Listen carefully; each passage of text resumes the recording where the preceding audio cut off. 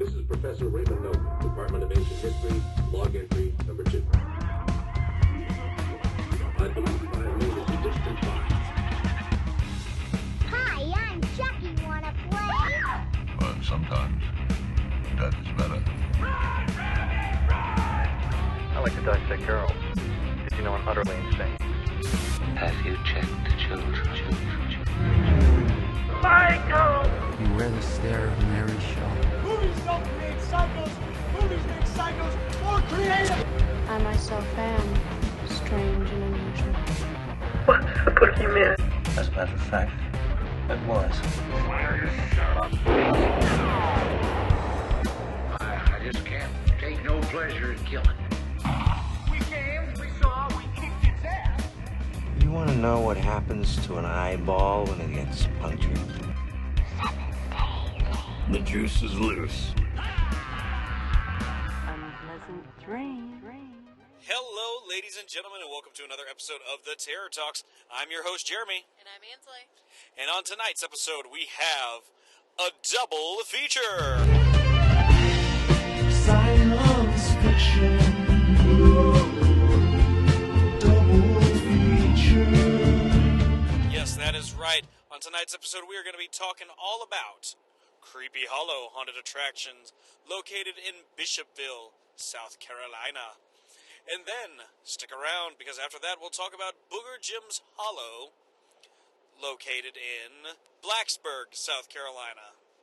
Two fabulous haunts, two very different haunts, and lots of great things to say about both of which are ones that we have visited several times over the years of doing this now. Kreepy Hollow we have visited, Lord, I can't even count how many times.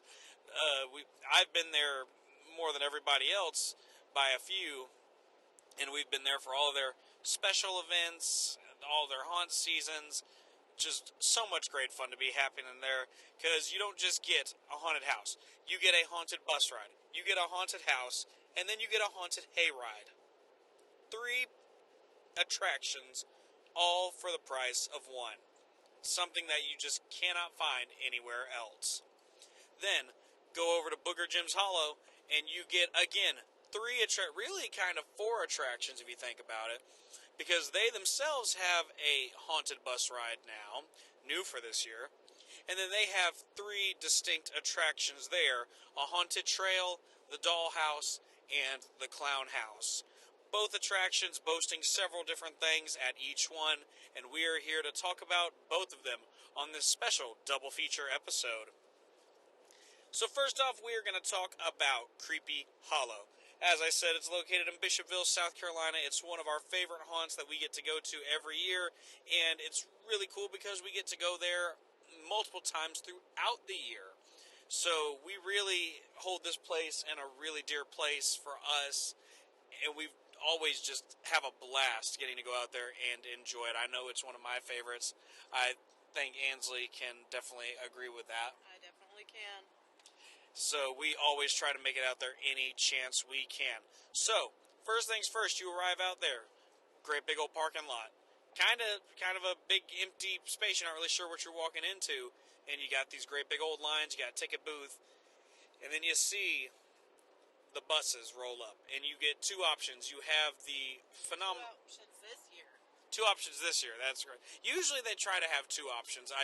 This year it was much more evident the 2 options that you had. One is the Masters of Horror bus, which features Ghostface, Freddy, and Jason on it, because obviously you're Masters of Horror. And then the other bus is the mystery bus, and this year the mystery was clowns. Art the Clown and Pennywise. The dancing clown. We got to meet both of them on this hellish bus ride. It was an absolute mayhem, mind-boggling experience. So, that's the first thing you do, and luckily we had 2 really special guests with us on this episode. Our good friend Brandy and her friend Laura, who is now our friend, and you'll get to hear from both of them a little bit later in the episode when they share their thoughts as we exit the haunt. But so, first thing that you do is you get on this bus, and this bus is taking you out in the middle of the woods. And the first thing I got to say about this bus ride, it's longer than it has been in years past. Yeah. Usually, it's pretty. I'd say maybe about a mile up the road from the front to the haunt. It's usually a straight shot and then a left turn. It's not usually a super long bus ride. This year, it felt much, much longer, and there was a lot more opportunity for the actors to scare and have their fun with you. So that was a really neat thing. I was not expecting that. They did drive a little slower this year, I feel, at least once we got into it. Maybe that's why it felt longer. No, there definitely was a longer path this time, but it felt fast at first before you come to that big screeching halt where the monsters of the bus take over. But then from there it felt pretty slow. Definitely didn't feel like what we felt the other night or when we went to Booger Jim's. No, definitely not. Which we'll talk about that very soon.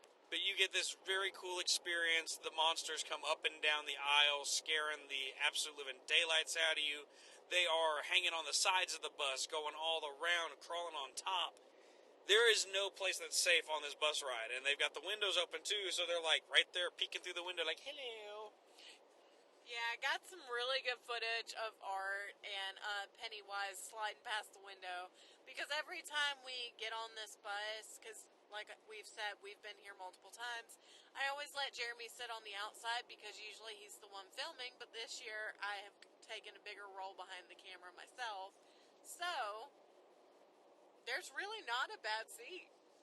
Yeah, and this year, instead of we usually get sat towards the back of the bus too, and this year we got to be up towards the front of the bus, so we got a little bit of a different perspective on things. I have no idea how my video turned out because I was sort of just facing it towards the back and hoping everything worked out all right. So I got you some good angles, don't worry. Oh, good. But you take this awesome bus ride, it gets you up to the front of the house. This is where now we start to get into technical aspects and can really take a deep dive into this haunt. So y'all have heard me talk about this haunt before. This haunt does some really cool things in it that a lot of haunts we had never seen before. And those things that we've talked about are still there. There's still some really cool, iconic moments. And there's also some new ones as well. We have said on the show before that, we would love to see them change it up a little bit, give us something new to look at. And because I have honestly always heard rumors that Kreepy Hollow doesn't change. And, for a little bit there I did see that myself, but now I'm seeing that there are some changes being made. There are new things, and I'm hoping that this is just the beginning of some of those changes. Of course, we don't want to see everything change. There are some iconic moments. Demon ladies. We're not there yet. But some iconic moments that we definitely want to hold on to and savor for as long as humanly possible. So inside this haunt, you've got all sorts of really cool things happening. I don't want to give too much away in too many places. Of course, with this particular haunt, you've probably seen our walkthrough videos, and with this particular haunt, we'll have an episode of Inside the Haunt that will accompany this, so you'll get to check out our experience firsthand. But you get dumped into this first room that's like a clown coffin room sort of thing, and the clowns sort of interact with you and get you all excited, and then a really cool passageway opens up, and you're like, oh, where did that come from? I actually heard from one of the actors tonight. He told me that they actually messed with a group in that front room, and they made them crawl around on the floor looking for the sensor, and then the door opened for them. I won't say what door or where it is, because I don't want to ruin the illusion. In fact, even in the walkthrough video, I'll probably cut it out so you don't see exactly what we're talking about. But there's a really cool moment in there that always just like shocks me. It's like, oh, nice. You don't see hidden passageways like that often. So to get that experience... And I want to say, I don't remember going through that one, at least when we went for St. Patrick's Day. I'm going to have to go back and look at my footage. But I don't remember going through that passage last time I was there. Yeah, no, I think it has always been there. They haven't changed it too much, that part, I think, because it's so iconic. But it's definitely a cool moment that people tend to be like, oh my gosh. So, moving on through the haunt, you see some really cool scenes. Lots of great set detail in this haunt. Like, they really... They set a great precedence where set design is concerned, because they do some really cool stuff. Yeah, they absolutely do.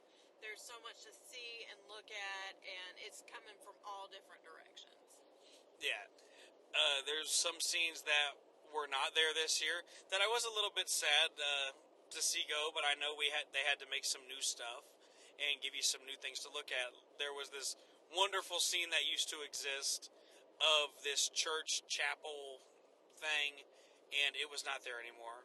Those always freak me out a little bit, because I'm afraid of church. No, I'm just kidding. Because they have the people sitting in the pews and their backs to you, so you don't know what's the real one, and then boom, they get you. It's one of the greatest scare tactics of all time. And unfortunately, that one is gone. Now they've replaced it with some new scenes, some new stuff. And I will say that while there was those new scene elements there could have been more, and I'm hoping that this is just a precursor for what is to come in that area. Because I feel like what is there now it's good. It's good to see something new, but I'd like to see just a little bit more now. Like, they took this really immaculate scene, made it into a smaller sort of set of things to make it a little bit longer, but then I feel like some of the detail is lost now. Yeah. For me, I don't remember the church thing you're talking about, but it's been a minute since we've been there. And I did notice a lot of newer things, and it was kind of hard for me to enjoy some of it because the actors, some of them that they had in there, they were not acting, they were just kind of standing there. And I love a good, like, stock factor, but you actually have to do something with it. You can't just stand there and stare at me. Right. So it kind of, I don't know, it was hard to pay attention to the scenes because I was so focused on the fact that some of these actors weren't really moving. It wasn't like they were doing this thing that I like to do and like to call statue scares, where you stand there perfectly still and you don't move. And when this group comes by, either you wait for them to completely get past you and sneak up behind them, or they get up close to you and you all of a sudden like turn and look at them. Right. None of them did it. They didn't. I dare to say they really didn't do anything. They just kind of stood there. Yeah, a lot of the actors that were in there were pretty stoic. Weren't really doing anything. So that was a little disappointing. There was a couple in there that actually did stuff, but a lot of them sort of went with the stalk scare of just like... But it wasn't even that. You can't even really call it that. Well, a few of them did. They just sort of followed you around or, got up in your face sort of thing, towered over you. But, I don't know. They're definitely, actor-wise, I think there could be some improvements that could be made. And who knows, maybe it's because we did go on a Sunday night, but by no means do we ever let the day of the week that we go to these haunts be an excuse for, why things cannot be the best they can be. I don't think it should be an excuse. I think I mean, the actors should give it their all, but I understand not having a lot of actors and it being hard to fill out scenes with actors you don't have. Well, yeah, I get that. It's hard to do that, but still, at the end of the day, they need to try and give the same experience in any way, shape, or form possible that you're going to get on a Friday or Saturday night on those off nights. But at the same time, that's really hard to do. Because me and Brand, we had talked about it today. There was one night that I don't remember what exactly happened, but Brandy, our special guest and a very good friend of ours, she was our actor director, and she also did makeup. So she looked at me one night. I already had my makeup done, like I had my costume on, I was ready to go, and she looks at me and she goes, "Can you run the entire front house by yourself for a little while I get these guys painted?"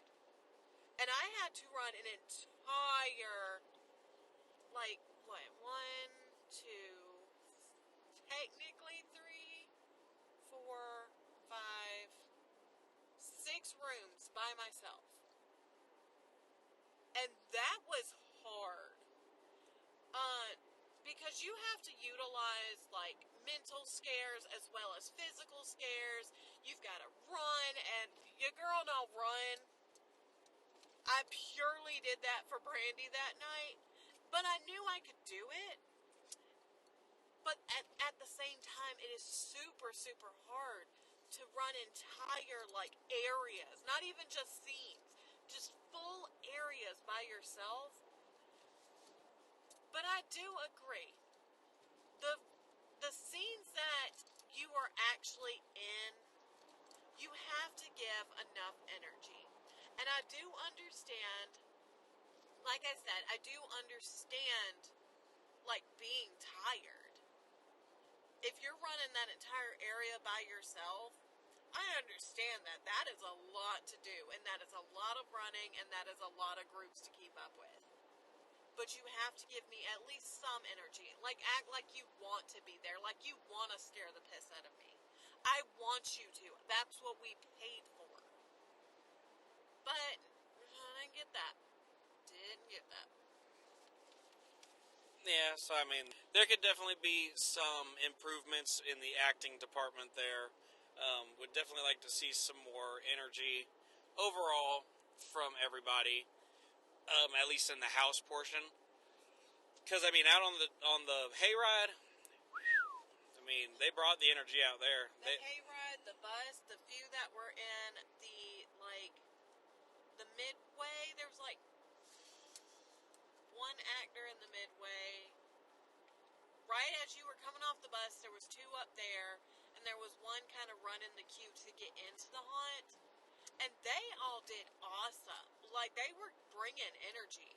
If they weren't, like, in a 6-foot-tall suit that, on stilts and stuff. Like, because you can't, like, run and scare people. You gotta kind of, like, just kind of be there with that one. So, like, shout out to that guy. Or girl. I don't know. We didn't see you. It was a guy. Well, shout out to you. Because I guarantee you those are so heavy. So heavy. And it's not easy to see in those. I've seen the inside of one of them and have been told about it. And it's not easy to see in those. So shout out to you there, buddy. Yeah, no, those 5-foot-tall creature things, I'm not even sure what you would call it. They're like giant dolls. Yeah, the giant dolls with the glowing eyes. I'm not even sure. I don't know what they're called. But if you watch the video, you'll see what we're talking about. Yeah, no, those things are definitely difficult to utilize. Yeah. So, But house needed to match the energy of the rest of the hunt, definitely. You yeah. guys kind of dropped the ball. Set-wise, it was phenomenal, as always. That was wonderful. There was definitely, and I get, again, that it is a Sunday, but there definitely were some evident dead spots in there. Like, some places where I was like, there should have been somebody right there. But I do understand that part because it was Sunday. So it's kind of hard to find actors on Sunday. I wish Brandy would have told you, like, herself. Because, like I said, she was our actor director. She had to deal with all of our shit. She had to deal with, I can't be in because I've got to work at like 6 o'clock in the morning the next day, or I'm really tired after tonight, so I'm just not going to come tomorrow, and then they don't show up on Sunday. She's had to deal with all of that, and she could tell you firsthand how hard it is to like beg people to come out. And I'm not disputing that. I'm just saying, even so, at the end of the day, I'm still paying money. I'm paying a significant amount of money at that, and I deserve the same experience that a Friday or Saturday night crowd is going to get. Point blank, period. That is the bottom line. To me, it should not matter what day of the week it is. Yeah, but my thing is, what I'm saying is, it does not boil down to the amount of actors. It boils down to the energy of the ones you have. And the ones that are there need to bring that same energy. But they didn't. Correct. Exactly. Correct. That's all I'm saying. That and there were some blank spots that. So we said the same thing, but no, you got a little bit testy about it. Well, no, because I was trying to bring up the empty spaces, and you started talking about the energy of the actors. So. Well, but the empty spaces, you can't put people in if you don't have the people to put them in. Yeah, but there were some scenes where they were utilizing more people than you really technically needed in said scene. But if you noticed, it was a lot of the newer areas. Not really. I didn't. There was nobody in the one of the new areas that is in question. Okay, true. And not to mention, there are several puppets in the house. And the $1 million question is, are those being run by actors, or are those being run by, as we like to call them, the men in black? Because if they're being run by people who are natural actors, you're wasting their talent. They could be used somewhere else. But at the same time, I don't think a lot of those were actually puppets. Because I saw a couple tracks under some of them. No, well, I'm pretty sure, I'm not, I know at least one of them was a for sure puppet. One of them might not have been, and I'm not sure about the third one. Well, I know at least 2 of them I saw tracks under. Oh, well.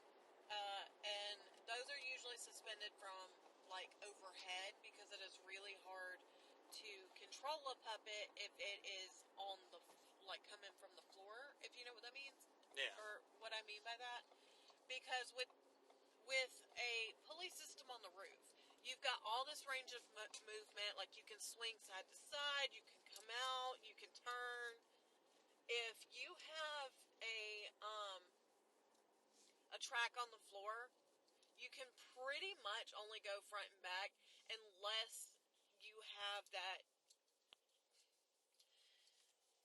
what is the word I'm looking for? It's I don't know. Ball joint. Unless you have like a ball joint under it, in which case your puppeteer has to be pretty strong, because you can't just turn it. Since it's on a ball joint, it's gonna go side to side and roll back and forth, and you have to be able to keep it straight, or turn it and hold it, or whatever, because if not, if you are not strong enough to do that, it's gonna nosedive down. It's really front heavy. But with the overhead system, it kind of balances your weight. So, I don't know, maybe they had the old school ones where they were floor tracks, or maybe they were animatronics. But I know at least one of them, because it was going in a straight path and it had a floor track, that was an animatronic. Okay, well, at least you said one is an animatronic. I said one is definitely a puppet, and I know for a fact it was a puppet because I know how the puppet head moves, and because I've seen it.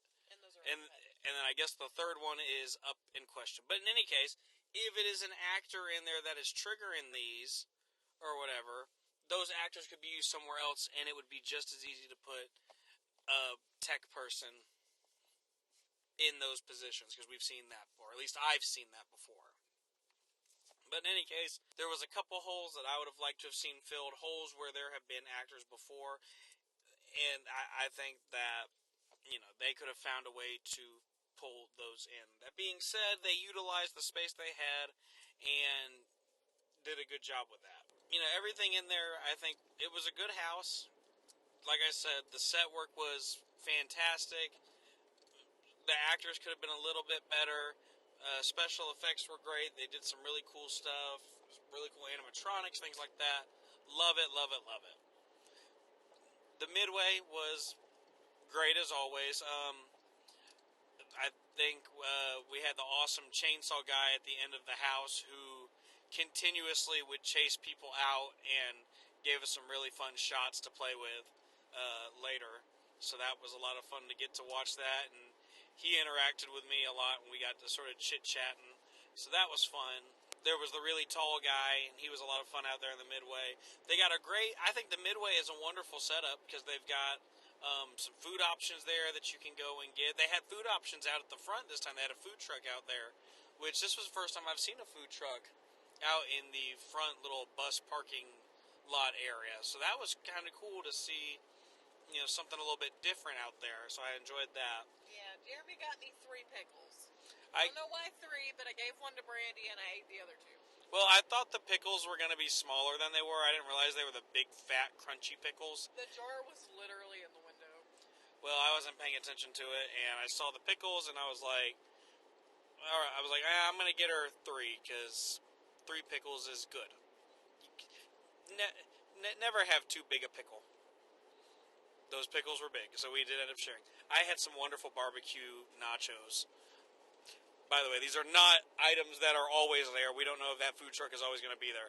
It just happened to be there tonight, and it was delicious. So I enjoyed, very much so. But, in any case, so then you move on to the haunted hayride, which is like the staple of this place. It is so much fun.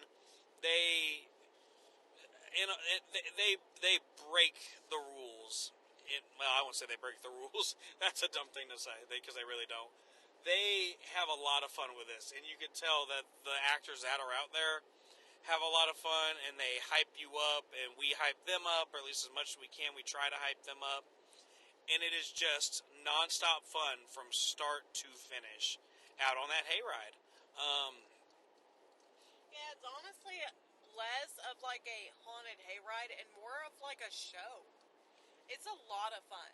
Right, and a lot of times haunted hayrides don't. I don't think I've ever really gotten scared on a haunted hayride, just because it's kind of hard to do scares on there. But there are some people who do get scared on them, and that's always very enjoyable. Yeah, there to was see. one girl closer to the front of the trailer. She's sitting beside her boyfriend, and first scene, I look over, and she is crumpled into the hay.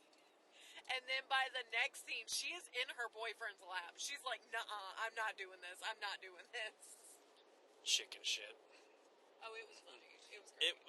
It was fantastic. And there was another girl at the back of the trailer who she was doing the same thing. She was scared, and one of the first scenes you come up on the hayride, all of the actors sort of surrounded her and were like, they went after her. So that was wonderful. You may get to see what we're talking about in the video, but Jeremy had my camera because we have the gimbal set up with both of our phones on it, and we're going to see about getting the footage from Brandy's perspective as well. She said she would send it to us, but some camera angles are a little bit better than others, so you may or may not see it. But it was super funny. Yeah, there was some really great moments out there. And you could tell everybody on the hayride had a wonderful time. People were getting the absolute shit scared out of them. And, we were laughing. People were every scene we left, people would cheer for the actors. Because those actors were giving it 110% out there. Like, out on that hayride, they were working hard to make things, happen. There was a couple scenes where I could have used a little bit more from them. Particularly, I feel like the clown zone house, whatever you want to call it, definitely could have been a little bit more than it was. Yeah, and I don't know if they got in trouble about it, since like, the very first time I had been there, but, like, the first time, they've got these ropes hanging from the roof. And the first time I went, they were swinging over the crowd, and they were taking these ropes and kind of putting them around themselves and, like, spinning on them. And they were, like, hanging off them like Spider-Man. They were crawling up in the rafters. They were just everywhere. Yeah. And the past couple of times that we've went here, tonight as well, it was just kind of, they would use the ropes to, like, hang over you so they wouldn't fall into the trailer with you. Or they would just kind of walk around you, like walk across. And I get it's a platform on both sides, and the only bridge across is the trailer itself. But, like, find something to do. Give me a show. Like, do something, bro. Yeah, it definitely was odd to not get that same feeling and effect that we have gotten so many times before. And they all had that same clown mask. Just the different variations of that exact same clown mask. Yeah, well, I mean, we're not going to hold that against them. I mean, everybody, you know, all the haunters shop at the same place, if you think about it. Well, I mean, for the most part, a lot of... Because the mask that you have, I've only seen that on one other person. Well, yeah. And I know where you got it from. Amazon. Well, I wasn't going to plug it, but, you know, it's fine. Amazon, sponsor us. But it's okay. I'm kidding. I wasn't going to say it because I didn't know if we could say, talk about Amazon. Yeah, we can say Amazon. Amazon sent me a mask. Thanks, Amazon. They did not. It was not. It was delivered. It was shipped through. Yeah, I'm about to say it was shipped through Amazon. I don't think like Amazon itself did not create the mask. I don't think they're in the mask making industry. It'd be kind of cool if they were. While we're at it, they have all of those masks, but they're all male masks. Yeah. I tried to find one for my clown character, or like at least inspiration from them for the makeup I do for my clown character. And there's only like maybe 2 or 3 female-ish masks for those clowns. That set of clown masks. Yeah. Which I get it, because that specific, like, model of mask is more of a, like, masculine-looking mask. But at the same time, it would be nice to have some options of that mask for women. Yeah, I guess that's true. Or for feminine-presenting people. Yeah, that is true. I cannot argue that. But back to the trail, or the hayride. So, like I said, all of the scenes were really well put together. Some have changed. I don't want to give away too many surprises, but there's some really cool stuff that happens out in some of the scenes. Get to see one of my favorite characters, Michael Myers, in a really fun and cool way. I love the way they presented that. Oh, it's great. It's great, guys. I'm not going to tell you yet, but... Yeah, there's some really cool stuff there. We got to see... What else did we see? Oh, my Lord. There's so much to see out there. You get to see some redneck hillbilly types out there, and shout out to that first chainsaw guy in there. Oh yeah, bro, you brought it. He brought it so hard. He hammed it up for our entire thing. Loved it. It was wonderful. And then, of course, you have Ansley's favorite. It was Leatherface that I was talking about. I know. I was talking about your favorite part of the hayride. Oh, yeah. Pretty demon ladies. Yes, you have the pretty demon ladies who were looking.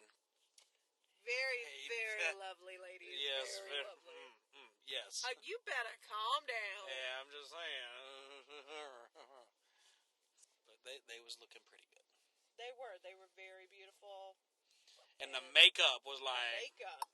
Bro, they have this really cool, like, blacklight makeup on, because when you first roll up, like, it's like this, it's kind of clear makeup, like, it's their regular face, and they've got their regular demon makeup, But when the scene actually starts and everything goes on, there's like black light on them.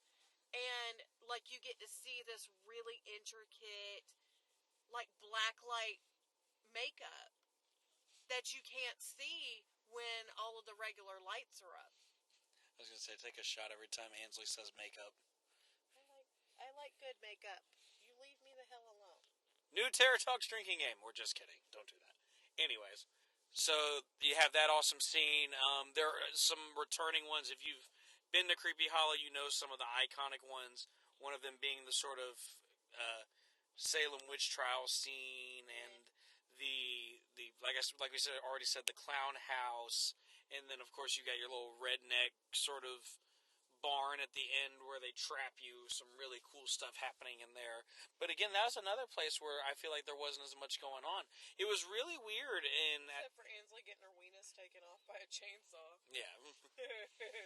But it was really odd because I feel like in the past, like especially in that particular area and the redneck one earlier on, like the area with the chainsaws, it almost seemed like the actors were not coming up near the trailer and interacting as much. It seemed like they were... The chainsaws were hamming it up. Well, yeah, the chainsaws were running down the center aisle, but there were so many characters, that aside from the chainsaw characters, who, to me, just weren't doing anything. It was like they were relying too much on the chainsaw guys. Yeah, they were like, look, this guy's going to take it, let him run with it. And that was it. Like, okay, we're going to let him run with it, and that going to be that. And to me, that's like, well, I mean, damn, that's kind of a cop-out. Yeah, like, you deserve some spotlight, too. Like, don't sell yourself short. Well, I don't think it's a sell yourself short thing as it is a let's be lazy and rely on the thing that we know is going to get the crowd pumped, which, make no mistake, a chainsaw, we've said it before, it's like the haunt duct tape, yeah. So, I mean, obviously the crowd's going to go wild, and when you watch our video, the chainsaws came out, the crowd went wild, but you can't rely on that. Ooh, we can't. We loved it. We fucking loved it. But yeah, so, but like I said, the haunted hayride is a staple of Kreepy Hollow. It really is one of the iconic things that makes them what they are and sets them apart from a lot of other haunted hayrides because of the unique things they do. You know, I love, like, the use of music on there, like, all the music fit the scenes, unlike some places we've been to this season. Not naming any names, but if you watched our earlier reviews, you know exactly the ones we're talking about. I would call them out, but the owners were actually super nice, and it was not their fault. True, but, yeah. Let's just say there's another haunt that is very similar. There was Ansley's least favorite haunt of this entire time that we have been recording, like, since I've been on the show. Yeah. And they were essentially the Wish brand of Kreepy Hollow. Because... Yeah, rivalry's not a fun thing. No. But one haunt is definitely superior to the other. That's all I'm saying. Definitely. But that being said, this haunt still has its things it needs to work on. It does. I'd like to see even more changes. I mean, obviously there are the iconic moments you don't want to change, but I'd love to see some more things change. I'd love to have all the actors out there on that hayride match the energy. Like, you know, bring it. I mean, some were great, some were meh. It depended on who you got. There's so much that can be done, and there's so much fun stuff out there. I would just the sets are already amazing, the lighting's amazing, the special effects, you know, everything is top tier. It's just the acting could be a little bit more than what it currently is. Yeah. I was kind of pumped the entire time. I did notice there was a couple of times, like he was saying, where the energy was super low, and you just kind of, you had your main going on, and they were, like, running up and down in the middle, and then you would have, like, you'd look over, and there'd just be, like, a character in your face. Yeah. Or, like, why would I want to pay attention to that versus this guy that is hamming it up with a chainsaw in front of me? Literally in front of our friend Laura, At one point, that chainsaw was in front of her, and it looked like a Magic Mike like she show. was at a Magic Mike show. And again, dude, kudos to that first chainsaw because, like, he was. This is not a kid-rated show. Like, this is not a PG-13 show. So I'm gonna go ahead and say it. I would rather go there than like a strip club. Like, it would be so cool to have like a quote unquote strip club, like an exotic dance club with chainsaws. That is just like guys with chainsaws and like spooky shit. I would 100% for you Terror Talks fans go and review that shit. The Chainsaw Club opening up next year. Oh, I wish. Sponsored by the Terror Talks. I'm just kidding. Please don't put that on us. Your mom would kill you. Anyway. But, there was a lot of areas, like he was saying, where you would have your main, and then you would look over, and there'd just be this person there, or they'd just, like, kind of walk around the trailer, and just not really mess with you, just kind of walk around the trailer, and sometimes that's a very, acceptable thing to do, but you gotta, like, make a couple laps and then go and do something. You know, you can't just the entire time we're in that section just kind of, like, walk around us like you're stalking us and just never come to us. Yeah. So, I didn't love that. That part was not that great to me. But, dude, with the chainsaw, you were the next Magic Mike. I'm gonna just say it. You know, Chainsaw Mike. Chainsaw Mike. All right. Well, I think we've said about all we can say about Kreepy Hollow. We're going to let y'all have a listen to what our friends Laura and Brandy had to say coming out of the haunt. You'll hear our voices in there too, but this is merely to hear what they had to say.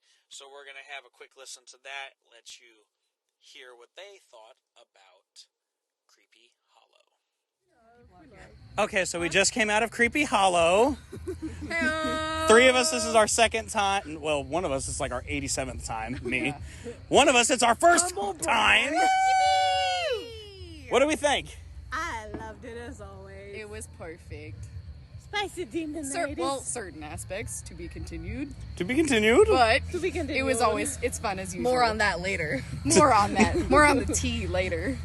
Catch you guys later on the episode. The high highs and the low lows. I mean, if y'all wanted to, y'all could set a video recording and send it to Jeremy. Yeah. Then y'all could still be in it. That's it. If you really have thoughts and stuff, you can record yourself and send it over to me. I've never had a thought before. No thoughts. She's like, no thoughts. No thoughts. Because right now I'm seriously recording this right now. Like this is running, so. Well, if you truly want my thoughts, I think that the bus was really fun. The actors on the bus were very, very scary. The actual haunt was underwhelming, but that could be because it was understaffed. Oh. She getting it. And the hayride was fun, but our companions on our hayride were not enthusiastic like I would have liked them to be. But I thought most of the actors did a really good job. Some of them could have done better. Period. Yes, all right, hi, welcome aboard. You're hired. My name's Laura. So our newest member of the Terror Talks. She got right to it. She was like, I don't waste no time. That's what I have thoughts, but I don't have a single thought. Also me has a couple thoughts. So this is what's going on. This is going to be hilarious. When I put this in, she'll be like, who is that? Straight to Yes, the point. ma'am. Let's say she wasted nothing. Well, what did you guys think? You are more familiar with this area of than I am, so I don't know. That was like a virgin's experience. I think this is not a PG-13 show. A born again. We're good. To get technical, I think maybe this is on my part. They didn't really put. I didn't see anything put out about the difference between the mystery ride and the other one, so I didn't really know. There wasn't a clarified if there's a difference really, but. Other than that, I mean, the ride in general was still fun. We ended up on a different bus than what we got in line for. We so got the mystery one. But the thing is, if you specifically chose that bus, I don't know. Maybe it's kind of weird that we got on a different bus. Yeah. Right. We all kind of wanted to, and we weren't going to do it because of you. Well, I'm glad that... Laura hates clowns. Yeah, to be fair. And it was a clown bus. And the one we were in line was Masters of Horror, so. Which that might be the difference, is just different characters. Which was but art and there really was Pennywise. no specific. Somehow we got the mystery clown bus. I'm fine with it. was actually great. They That killed was that fun. bus ride every time. And it's longer now. Yes. It's so much better. Hi, baby. Hi. How you doing? This has been intermission with the honking. Love It's it. a wild goose. The haunt itself, I agree with Laura. The scenery is always good. Maybe it was just short staff, but lack of I thought actors. the set design was amazing. The set design was perfect. I always loved that indoor waterfall. But actor-wise, definitely could have used more actual actors being into it. Making noises, saying things. I mean, and we are here on a Sunday, so to be fair. Yeah. But Understaffed. yeah. So I was say, it was pretty good for a Sunday. Like for a Sunday, it was impressive. actually pretty good. Yeah. But the hayride kills as always. Loved it. Loved it. Especially The clown section was underwhelming, even as someone that doesn't like clowns. Yeah. That was not as scary as I thought it could be. Insane clown posse. Yeah. The worst part of it was punching the chainsaw. You punched the I chainsaw? punched the chainsaw. He came up at her and she went to go fist bump or something and punched the chainsaw. I was wondering what you were doing. Disclaimer, she did not actually willingly punch the chainsaw. Like, hand. do not touch actors. Was not Actually, the chainsaw punched her. it came straight at me. You also got punched by the chainsaw. Get off my wheels. Oh, I felt the whole time my feet were like tripping the guy. He's running up in the middle. I'm like, I'm sorry. That's why I liked sitting with somebody with a camera because they were going crazy. Yeah. And from now on, I just bring cameras all the time strapped to every orifice. It was so fun. GoPro. The GoPro on the your Demon head. Ladies slay as always. Slay. Best set Sexy out of slay. all of the hayride. Okay, I was just about to say, what was your absolute hands down Michael favorite Myers one? was the best. Michael Myers. Michael Myers was well thought They're out. still bringing people in. And It the looks witches. The witches were order also cleaning. well thought out. That entire spiel, I thought that was so impressive that he had lines and they had an entire scene memorized. That was so That's impressive. Jeremy's Yeah, favorite that was too. good. That was good. Used to be. The Halloween one's my favorite now because That's my favorite too. that I was thought really incredible. well done. Yeah. I love that. That What was your really favorite part? Sexy Demon girls. Ladies. Demon Ladies. Yeah, Yeah. yeah. Demon Well, Ladies top well, tier. Were you Redneck, ever redneck, scared? Unbiased opinion. Oh yeah, the redneck. the redneck area. That was I fun was about to too. say that redneck area was actually really good. Yeah, that was Really fun. good. But which one? The one where you're locked in the first barn. one. Oh, I thought the one where you were That's locked in the the I barn. barn was like. fun. I think well, technically in both of the redneck areas, the music was the loudest, and it fit perfectly with the Yes. scene that was going on. A lot of chaos. I did. I wish they had been playing Devil Went Down to Georgia a little bit longer. Yeah. Well, see, last year that barn at the end, you always got Rob Zombie. That was the Rob Zombie room. Yeah, that's So- the one that we that lost. shit. That's the one that we lost it on. I wonder where they changed That was hilarious because there was just a whole They were trying. They were acting for their lives, and we were just singing. that and the group we were with, they were all like teenage girls and like Midwestern moms and like the all of Midwestern these like moms. normal people that would not listen to it, and then you just got this group of haunt actors and we're just like, yeah! It was perfect. It was so great. Not a thought behind those eyes. It Right. was- we were just. I didn't know one of them was holding a flamethrower. I was like, Oh, I didn't she know pointed either. that out to me, and I went, oh my god! I was like, babe, what? babe. I don't think it was a flamethrower, but it was an air was cannon in front of the fire thingy. It gave the appearance of flame. Yes. I wish y'all could see the face hands he's making right now. No one will ever see it.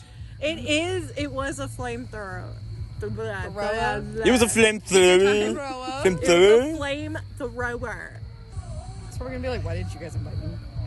Oh, I was like, what the hell is that? It's the witch scene. I was like, I'm so impressed by that. If I worked here, I would want lines. right? Like that, to me, that's always so cool. Like they have a live actor spieling. That's like, what I was talking about. that's cool. When we were inside of the actual haunt, I was like, oh, I thought there was going to be like lines or like a show or something. Not a show, but like, I'm a dentist and I'm going to chop their tongue out. Blah, blah, blah, you know. Yeah.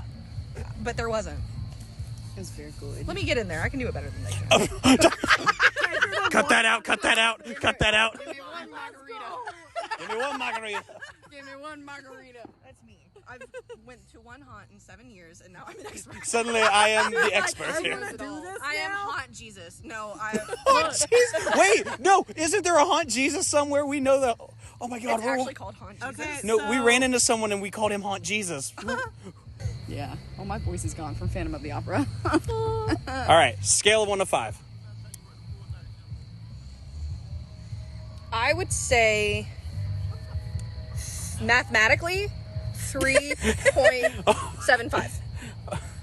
Okay, we're gonna round that up to a 4 because It wasn't good enough. we do it in halves. So it wasn't good enough. It wasn't good enough for a 4. Okay. So I'll do a 3.5. So 3.5. I would say about 4 as well. Okay. But that's also because it's Sunday. You and I will not say our scores until later. Oh. So. And now the weather. And now back to the weather. Well, these have been our special guests, Brandy. It's Brandy, bitch. Why'd you say nobody can see you? And Laura. Hello. Our special guest for this edition of the Terror Talks. Now back to the regular show with the final rating. Okay, so you heard what they had to say. Brandy gave them a 4, and Laura gave them a 3.5. So now it is time for us to give our ratings. So Ansley, what are you going to give them? I'm giving them a 4. And because I may be biased, but I love that haunt. Every time we say that we're going to go to that haunt, I get so excited. Just because it's an awesome vibe. I think in past years, I've given them higher. Well, I mean, we can't give them a whole lot higher.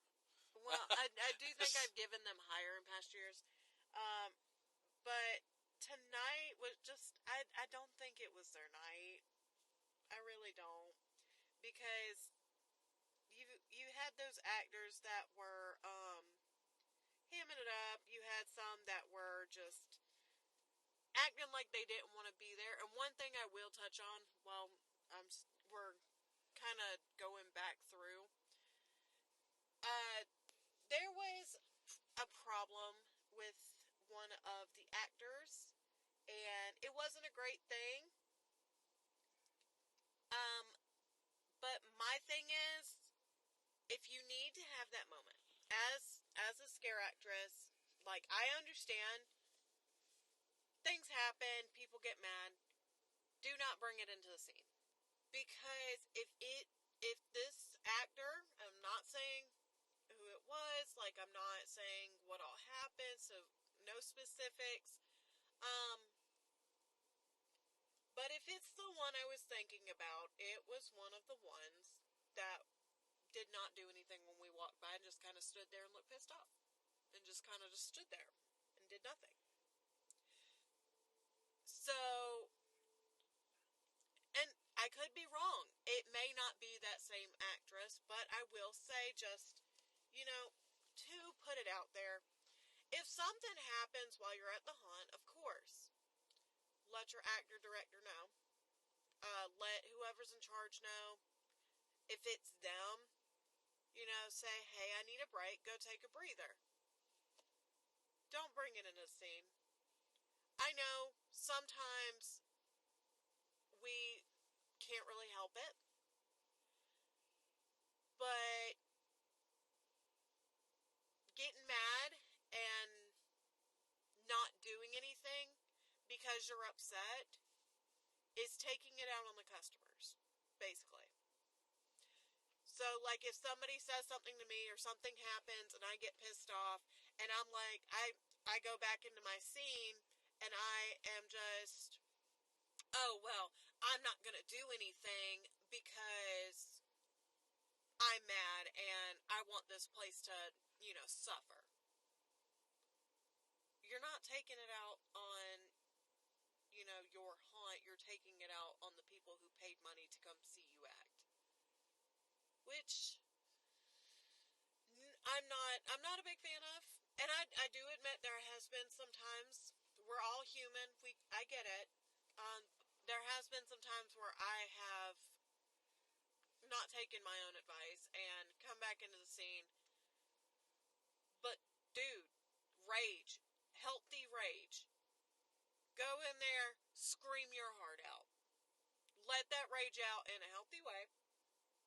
That is also conducive to what you're doing. If you cannot leave your scene, if you cannot take your moment to deep breaths, calming thoughts, get out of there, have you a moment, clear yourself up, and go back in with a clear head to do what you've got to do, don't be in the scene. Don't, just find a way to do it where it does not affect the people who paid money to see you act. Because, and I know this sounds very harsh, but I promise I'm being, like, caring about it. Because this is why. Because, had you not told me about that, what was my initial thing? Oh, well, they just stood there. Why aren't they acting? Oh, yeah. What are they doing? And I could be wrong. It could just be that you were bored. Like I said, it could be, you know, I don't know if it was you. I'm not going to say it because I don't want you to get in trouble. But if it was you and you were just pissed off and standing there because, oh, well, I don't even want to be here right now anyway, that looks bad on you. So, just, you know, some food for thought. But that out of the way, that tangent out of the way, I am giving them the 4 because I would have loved to see a little bit more energy in the house. And y'all, and some smaller things like, you know, the lack of people, because Jeremy is right. There is certain little areas that you could take an actor from to fill the house a little bit more. Or space your actors out a little bit more. Don't have like 4 or 5 in this room and like 2 in this one and none in that one. Take some off the trail if you need to. Because the witch scene, that one, you have like 5 or 6 witches out there watching the trial. And I know you're trying to create the illusion of a crowd, but 4 will do. You don't need like all 6. You don't need like all 5. You could take one of those witches and put them in the house. Or, I hate to say it, but we saw like 5 or 6, no, about 2 of each of the characters that were on the bus. And I get you're trying to like be able to loop them out. So maybe not that. Maybe on a busier night or a more dead night when you have more actors but you don't really have that many people coming in. Have those 4 that are alternating on the bus and the extra like 2 or 3 that you were gonna take to the bus, put them in the house or something. Just kind of find a way to shift things around is all I'm trying to say. Alright, so that's a 4 from Ansley. Yeah. Alright, and I am going to give them a 4 as well. I think that in terms of the energy, it could have been, it needed to be matched by people. There were the dead spots, and like I said, I would just like to see still some more changes from years past. You know, I feel like there's so much potential and things they can do and ideas to be had. And I would just like to see how that haunt can grow and become even more than it is right now. So that's 3 4s and a 3.5. All of that combined together brings us to a grand total of, drum roll please, 4 screams. Kreepy Hollow is a 4 Screams Terror Talks rated haunted attraction. Some really great things. Once again, it prevails up on top as one of the fun ones that we go to and one of the better ones that we go to. We highly encourage you to check it out this spooky season. But you know, do what you want. I mean, yeah, do what you want, but we highly encourage it. I mean, go for it, you know. If it's not your cup of tea. We don't really care. But you should go. You should go check it. You should definitely go check it out. Don't take our word for it. See what these people had to say. No, I'm just kidding. We don't have celebrity endorsements. Just plugs the... David Schwimmer loves it. I'm just kidding. Plug the clip from the outro for the Inside the Haunt video. See what these guys had to say. Yay! They loved it. It was fantastic. But no, in all seriousness, go check out Kreepy Hollow, located in Bishopville, South Carolina. And while you're there, you're going to have a great time, especially if you go on a Friday or Saturday, because you're right there in the midst of several other haunts, with Scream Acres right up the street, and then Cedar Creek Haunted Trail right up the street as well. Both completely different experiences. All three are all unique in their own way. Some are better than others. If you've listened to our reviews, you know exactly what we're talking about. And some are absolutely wonderful. Yes. And then there's even more coming up the road on the way, depending on the direction you're coming from. If you're coming up I-20, you've got Dark Knight Haunted Attraction, or Dark Castle Haunted Attraction, my mistake. And that's another great one. You can check out Hall of Horrors. That's another fantastic one. And then we've heard word of about 30 minutes from Kreepy Hollow is one called Fletcher's Farm, which we have not gotten to visit ourselves, but we've heard a lot of great things about it from people. So we will encourage you to go check it out and see it. You know, like I said, we don't know anything about it. We've never been, so we cannot give an official review on it. But check them out. Give everybody, the love this haunt season. And please, if you enjoy it, let us know, because we would love to review it. And we may end up reviewing it this year, and we don't know yet. Yeah, and if you tell us it's great and we go and it sucks, we're going to come back and tell you you're fucking stupid. No, we're not. I'm just kidding. We're not going to say that. Ansley will not let him. Okay, she will try and stop me, but I'll stop him. I'm in charge of the editing. I don't care. I will make sure you know how I feel. In any case, check them out this haunt season. Tickets are, I believe, $25 for general admission on select nights, and then $30 general admission on other nights. It depends on the night that you're going. Just go to their website and check out all of that information. Go check out their social media. Go there, check them out. It's some wonderful stuff. They are a haunt you definitely want to check out this year. Add them to your list. No, you do not want to miss it. But we're going to take a little break to hear from our wonderful sponsors who help us keep the lights from flickering another day. Are we poor British orphans? Please, sir, can I have some more? And hey, they keep giving us the money, so I guess we can have some more. But have a word from our sponsors, and then when we come back, we'll continue our double feature with Booger Hollow. Don't go anywhere. Are you a haunt owner looking to spice up your haunted attraction this year? Or maybe just a neighbor who loves to turn their home into a scene fit for a horror movie? No matter the case, our friends at Haunted FX Props can help turn your Halloween vision into a living nightmare. These horrifying geniuses specialize in building haunted house props, lighting for your haunted attraction, and designing haunted houses and escape rooms that are sure to keep your fans coming back for more. How much is it?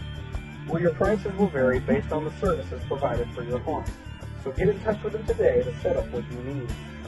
You can visit them today at their Facebook, Instagram, and TikTok by simply searching Haunted FX Props.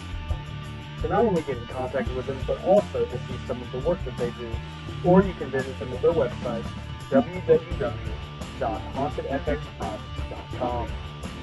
You can also personally contact them by emailing them at info@hauntedfxprops.com, or you can call them directly at 706-799-5382. Again, that is 706-799-5382. Anytime from 9 a.m. to 5 p.m., Monday through Friday. So be sure to contact Haunted FX Prop today to make sure your haunt can be the absolute best it can be. And we are back, ladies and gentlemen, on this episode of the Terror Talks. Before the break, we talked all about Kreepy Hollow haunted attractions located in Bishopville, South Carolina. And now we are back with our double feature. Science fiction. Double feature. And on this double feature, we're going to talk about Booger Hollow, located in Blacksburg, South Carolina, but to approximate it just a little bit more, located in Cherokee Falls, the small town of Cherokee Falls. A tiny little community hidden away in the mountains around some curves and whatnot. It's quite peaceful, actually. Except in the dark. It's rather frightening in the dark. Anyways. So, we visited Booger Jim's Hollow last year, and unfortunately we're not able to put out our review about it. So we're going to sort of tie in our experience from last year with this year's experience, albeit there are a couple slight differences between last year versus this year in terms of the vibe and the experience. Granted, that has to do with, several events that have occurred within the past few weeks and over the span of time of us getting there. So, Booger Jim's Hollow. So like I said, you go around a bunch of twists and turns before you get to this haunted house centered in Cherokee Falls, and then you get dropped off in a church parking lot. Yeah. Not what you'd expect to see at the entrance of a haunted house. But we found out that they have worked with the church before, and the church works with them to let them use their parking lot. It's all very community driven. It's really nice. Like, everybody seems to know everybody in that little hub, this little town of Cherokee Falls. And so they all work together to make Booger Jim's Hollow happen. So you park your car and you head on over to the ticket booth, which is centered down here at the bottom of the hill. They are cash only, so just know that disclaimer before even getting there. They do have ATMs on site, or an ATM on site, so make sure you get some cash out because you're not just going to need it for your tickets and such, but they also have some merchandise that you can get and some snacks as well, like the boiled peanuts that Ansley got. They were extremely good. I love me a good boiled peanut. Yeah. So she got her $4 boiled peanuts and then drank the peanut juice. I drank a sip. It was too hot for me to really drink it. And then both spicy and, otherwise. Yeah, and then she carried the peanuts through the haunted house in a paper bag. A paper bag and a hot dog bag. Yeah. Provided by the lovely people who were raising money to give back to Booger Jim's for getting the haunt up and running after the devastating Hurricane Helene. So, you get your tickets. Tickets are going to cost you $28 per person. Children's tickets, only $20. An RIP pass is $40 and includes one general admission ticket, one no-touch medallion, and one fast pass. And you can add on the fast pass to your regular tickets for just $10 extra, which we did. And the no-touch medallions are only $5. And like we said, they do have some concessions and souvenirs. So, go to the ticket booth, you get your tickets. Next thing they're going to have you do is they're going to have you sign a little release waiver, whatever you want to call it, because of this haunt, Booger Jim's. They can touch you. They can hug you.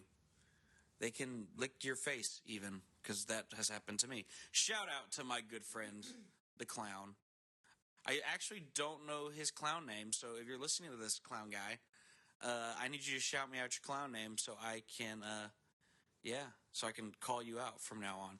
But my good buddy, the clown, who licks my face, and nobody understands the appreciation of that but me, because it happened to me. So, thank you for licking my face. I got headbutted. Ansley got headbutted, but it was not his. It was an accident. It was not anyone's fault. So, speaking of her getting headbutted, because this is where it happened, you start off your experience on a bus ride similar to Kreepy Hollow's bus ride. Only difference is, on this bus ride, the clowns are already there waiting for you when you get on the bus. They're ready to come at you and scare the living poo-poo out of you. Which they did. There was a poor girl across the aisle from us who was just getting absolutely freaking wrecked by these clowns. They were not holding back on her at all. Like, literally at one point her boyfriend had an ass or a face full of ass from a clown. So, there is that. So, on this bus ride, the bus driver drives you basically around Cherokee Falls. They've got a little roadway. They have figured out where to go and such. And I tell you, this bus ride, if the clowns don't scare you, at times that bus ride can scare you. because they be going fast around them curves, or at least it feels fast because you're on a bus. And, you know, speed limits up there about 30, 35. It feels like you're going double that, especially around those curbs, and you're in a bus, you're heading towards that curb. It's terrifying. Like, at one point we were like, oh my God, we're going to die. But we didn't. We were in very good hands.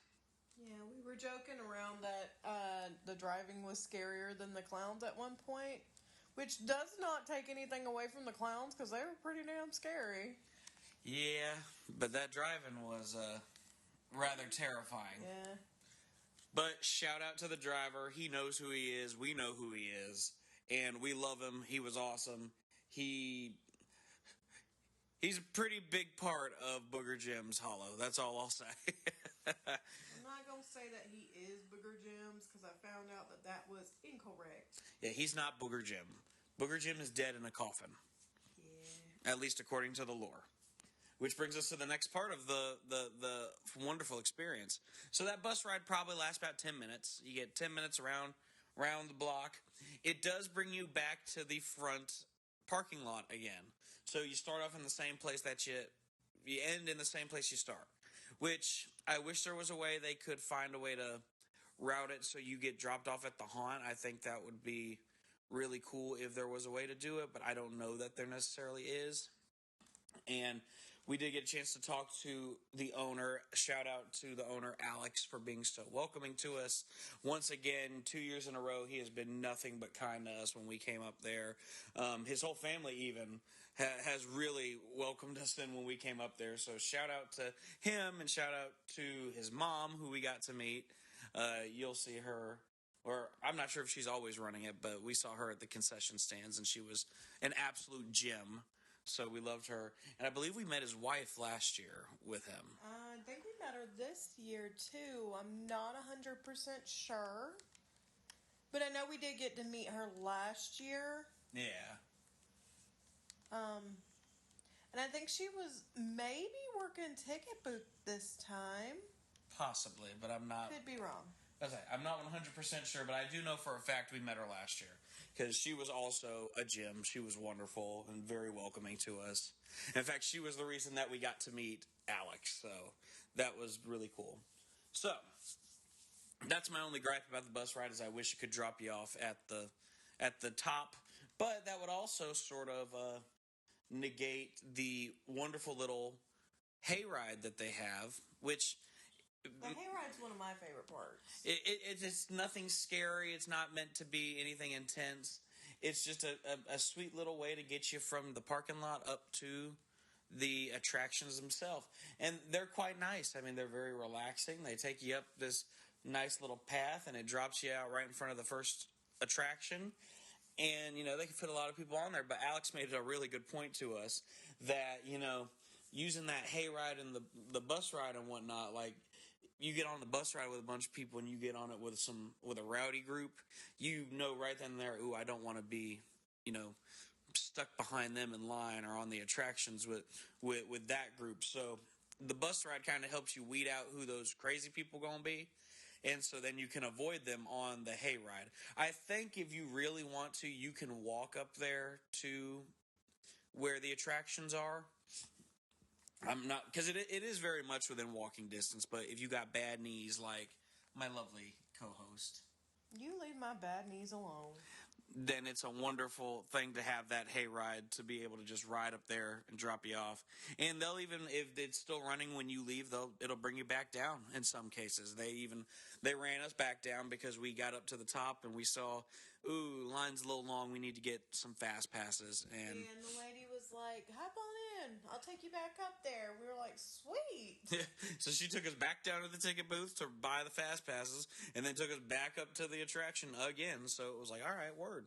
So they're all about convenience there. They're making sure you good. So that's a wonderful thing. So now let's get into the thing that you guys really want to talk about. You want to talk about the haunted house. We get it. We understand.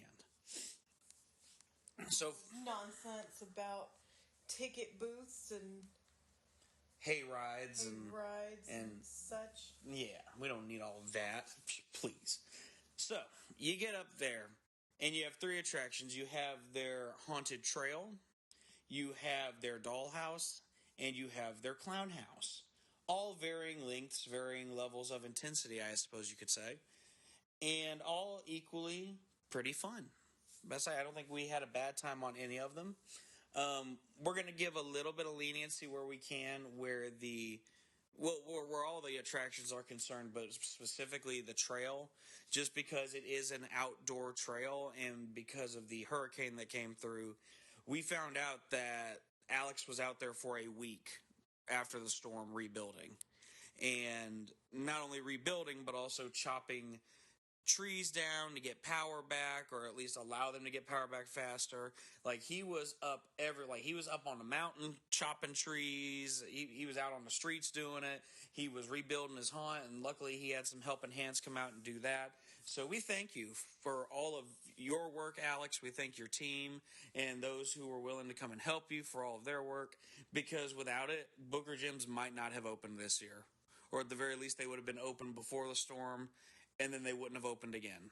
And that is a devastating thing. Not only that, but we found out that they are actually doing something very similar to us and raising money and supplies for people in need after the hurricane, which I absolutely love, because it just kind of goes to show you that you can have this big, nice haunt and everything, but you still, think about those in need. Right. That is a very wonderful thing. So, shout out to all of them. And regardless of what this review is going to say at the end of the day, you need to go check them out. They need your attendance. The night that we went, they actually told us was probably a record-breaking night. You got to understand, this haunt is centered in a place that not many people know about. It's sort of backwoodsy. You wouldn't expect it to be there. So it's a small town. It's not getting a lot of foot traffic. Yeah, and I remember the first time we went, Jeremy had made a joke about us being in the boondocks and feeling like we were being trapped. I hate it when he does that. It's true, though. It is a small town. I think there's literally a firework factory or something right next to that's all there is. Cherokee Falls does not have a lot, y'all. So you got to go in there and check it out. Even the town of Blacksburg, which is right there, in that they're part of Blacksburg, but in a smaller capacity. Blacksburg itself doesn't have a whole lot. You go up the street, you get another great haunt, the Fear Farm, which we're going to talk about on another episode. But right now we're going to talk about Booger Gyms. But anyways, you need to go check out Booger Gyms Hollow, regardless of what we say. Good, bad, ugly, whatever. They deserve your business, and they deserve all the praise, because they are making some magic happen out there. And we want to send as much foot traffic that way as we possibly can. So share, tell your friends about it. You want to check this one out. So now let's tell them why they should check it out. All right, folks. You have two options. You can take the stairs or you can slide down. Take your... Go. Am I clear to go? All right. Bye, everybody. Bye, friend. I'm gonna die.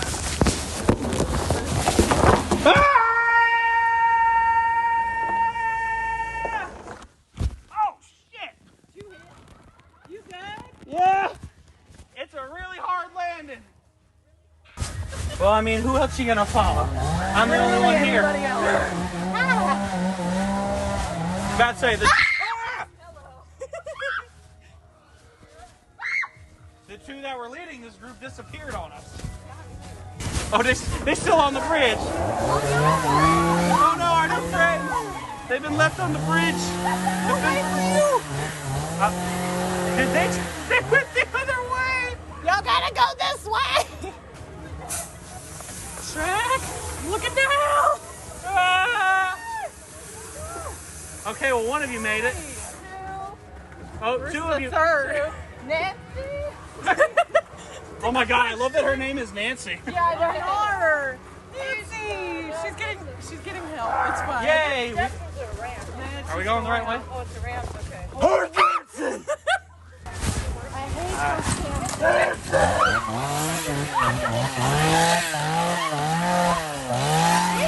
So you could run. You want them to run? Well, I moved so that they could. So, first attraction, the Haunted Trail. So this is a really neat sort of thing. They've literally cut this trail through a little small sliver of woods in their little neighborhood thing that they've got going on up there. And I think we may have asked this last year and I cannot remember for the life of me. There's bamboo. There's bamboo in the middle of this magical little cut through that is there. And you don't see bamboo in South Carolina. You don't see bamboo in South Carolina. That's not a thing that too many people see. So that little scenic element is something very much interesting to behold. But you got this great path. I will say on the trail part, there's not a whole lot, in my opinion, in terms of scenic. A lot of it is black walls, black tarps, and whatnot. It very much screams backyard haunt to me. There are some really notable moments out there.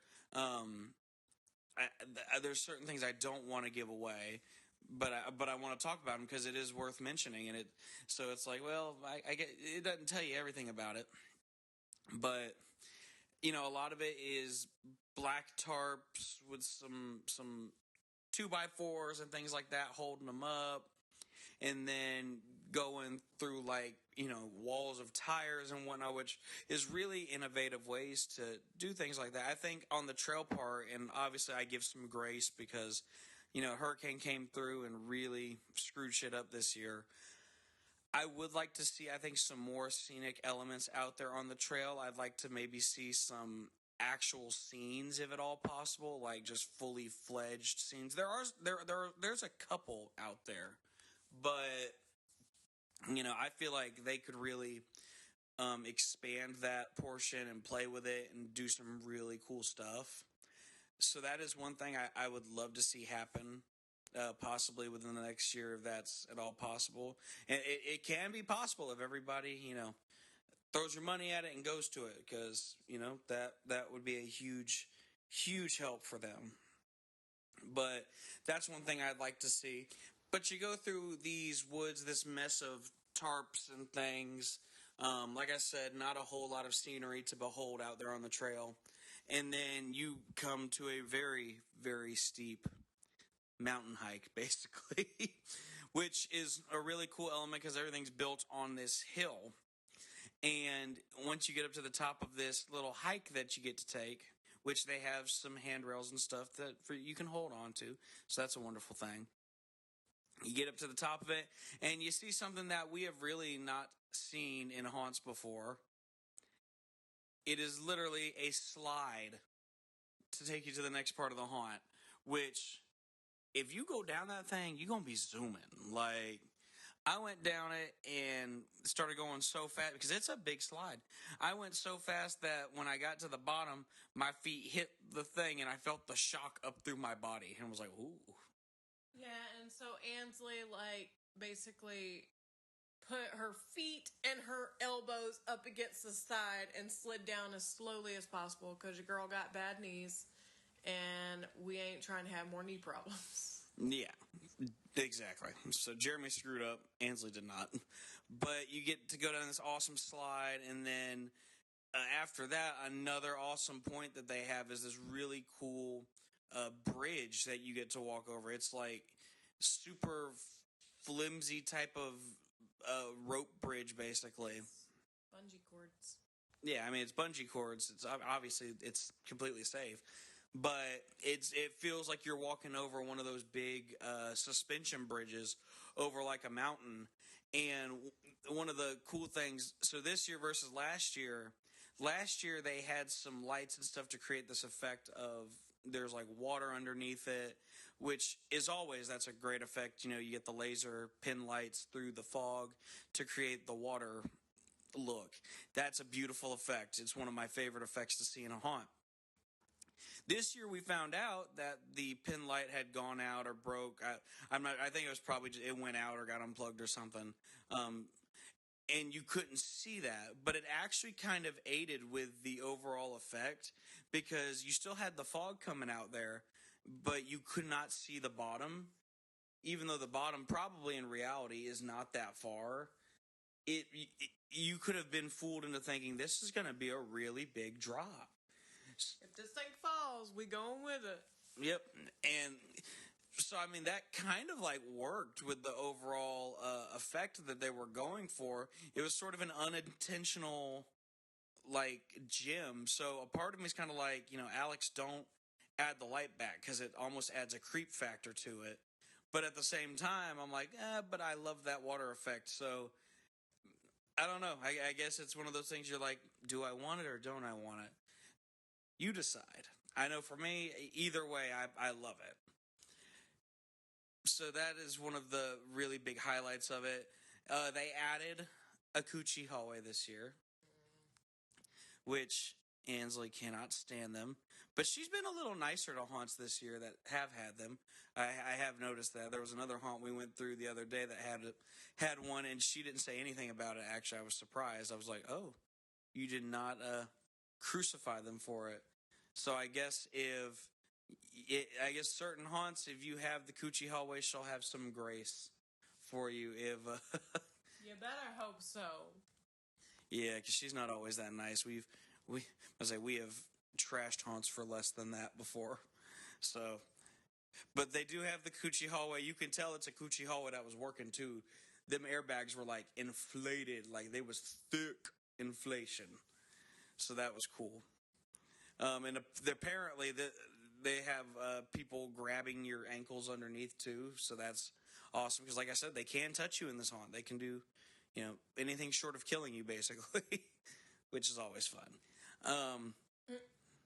So you get through the haunted trail. There's a couple more surprises. I won't give them all away.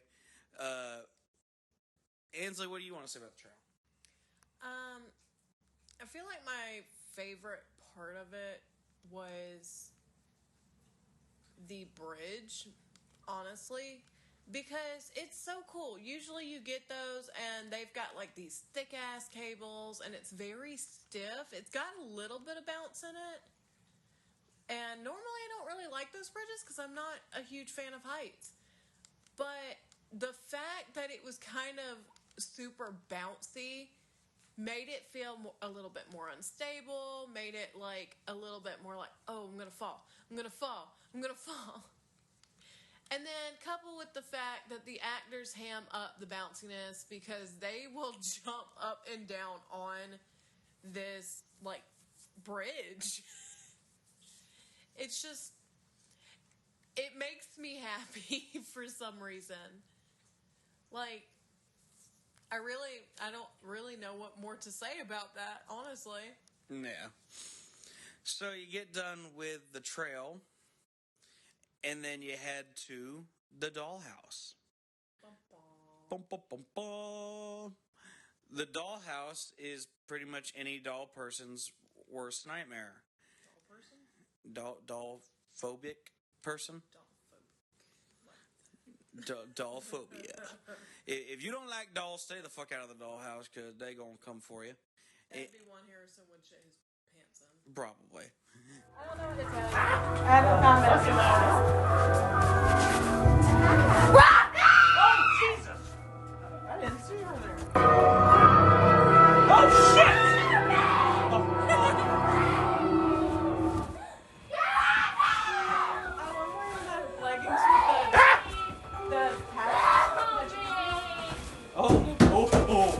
I like.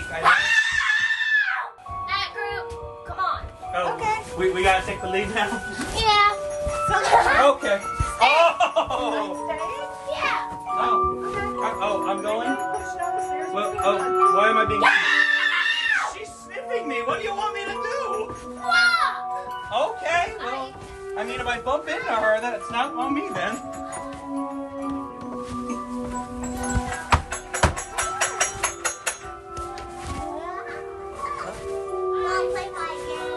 your game? Get on the wall. Get on the wall? Which wall? Which wall?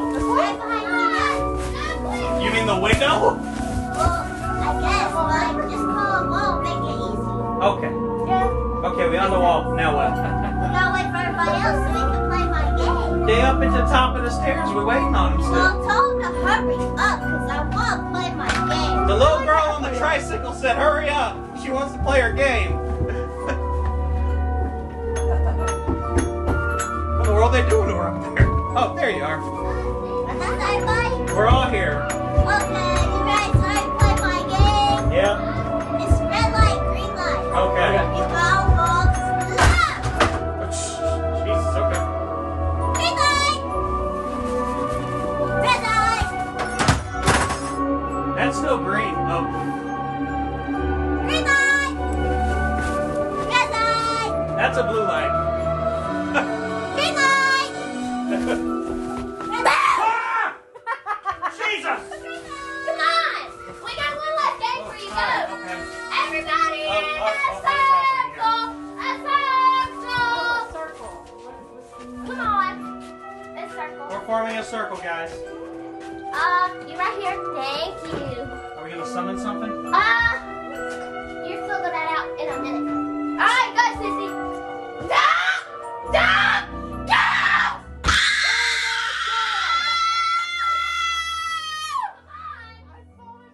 Wow. So, Dollhouse. Some really great things happening in there. They really have this ambiance of dolls in there all day long. It is a wonderful, beautiful thing. They got me a few times. There was one particular scare. I won't say when it is or how they do it. All I will say is that they put my back to something and something happened behind me and I knew it was gonna happen, and yet the scream I let out. The scream I screamed. It was like I sounded like a little schoolgirl screaming because it absolutely screamed like a bitch, guys. It wrecked my shit. Like, I did not know. I mean, I knew, but I didn't know, and so it was like, Jesus, like, oh my God. So that was a wonderful thing, and it scared the living shit out of me. The actors in the Dollhouse. Oh, you could tell they were having fun. Yeah, they were hamming it up. You could tell that these were probably your most veteran actors up there, honestly, because they were like, you know, they were creating stories and playing it up for us, or playing it for everybody, really.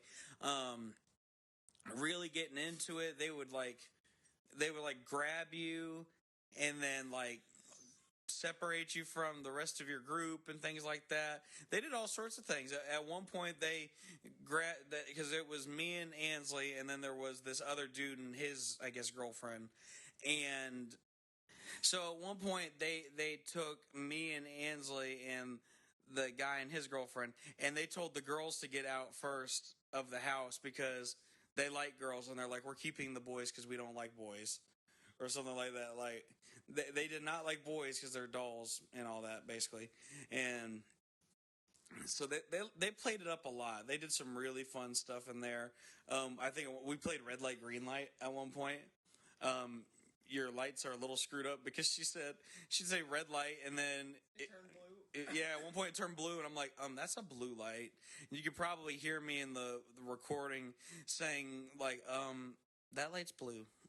And I get to like, I don't know if they were like actually done with me or not, but like they're like, fuck off. They didn't say that, but that's what it felt like. It was like, get the fuck out of here.